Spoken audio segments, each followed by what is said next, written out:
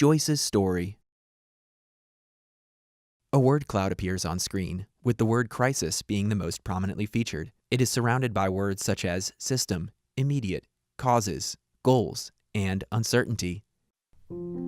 I started my foster care experience by providing crisis respite care for children who needed urgent short-term placement. Sometimes it seems as if I'm on a roller coaster, but I am not worried because it always seems to level out. A photo of Aaron entering Joyce's house with a suitcase. 6 years ago, a worker dropped off a tiny little boy carrying a blanket. His name was Aaron. Aaron looked up at me and said, "Grandmama, I'm hungry." I looked into his eyes and we had an instant bond.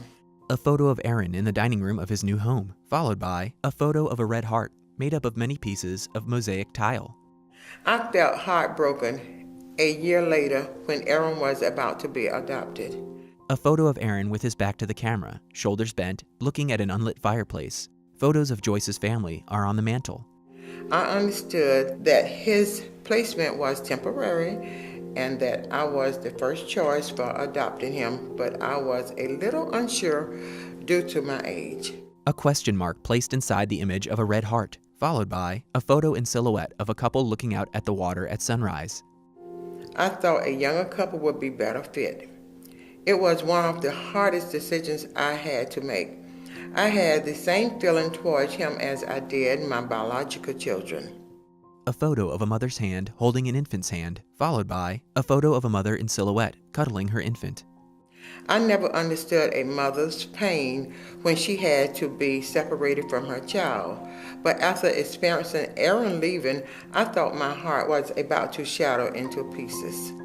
A photo of a young boy's feet in sneakers, standing on tiptoe, followed by a photo of Aaron with his back to the camera, watching TV.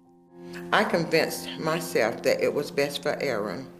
I told his caseworker that my door was always open and that I would always be Aaron's grandmother. A photo of Joyce speaking with a caseworker, followed by a photo of Joyce smiling.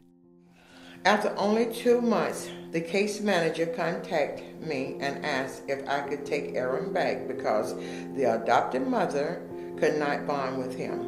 A photo of a caseworker on the phone, then a photo of Aaron's hand touching an adult's hand. Without hesitation, I said yes. It was like giving birth to a new child. A photo of a sculpture of a mother and child, followed by a photo of the outside of Joyce's home and her garden.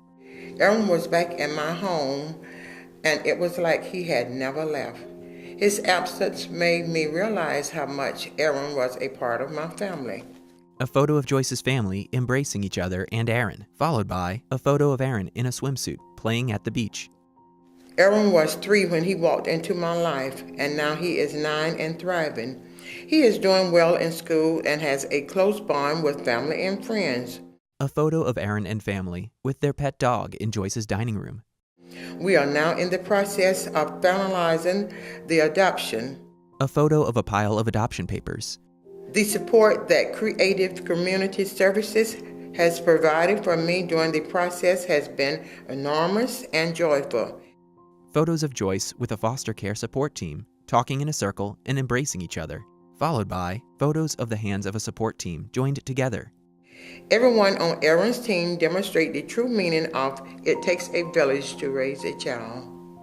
End of Joyce's story. Special thanks to Creative Community Services for all your support. Thanks to Joan Morse, Olga Lavoff, and Jasmina Chuck for helping me tell my story. A special thanks to my family and friends for their love and support.